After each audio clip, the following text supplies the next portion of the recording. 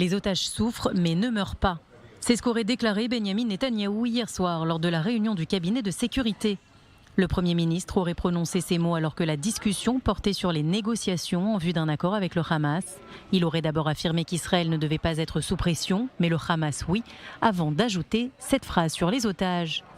Une phrase qui a suscité de vives réactions, notamment au sein du Forum des familles des otages, qui exige des explications.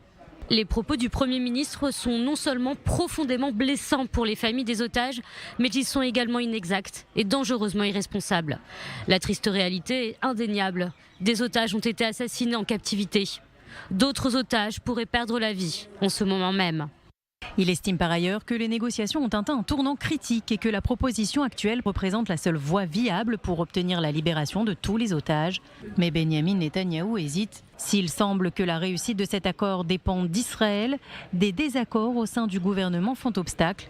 Deux conditions posent problème, le contrôle des Gazaouis qui rentreraient dans le nord de la bande de Gaza et le départ de Tsahal de l'axe de Philadelphie. Des exigences du Hamas auxquelles le Premier ministre serait opposé pour des raisons de sécurité. Un avis que ne partage pas le ministre de la Défense et le chef d'état-major israélien.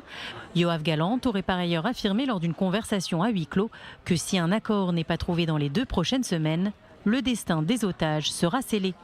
Mais Benyamin Netanyahou pourrait être influencé par Itamar Ben-Gvir et Bezalel Smotrich, qui menacent tous deux de quitter le gouvernement si Israël accepte cet accord.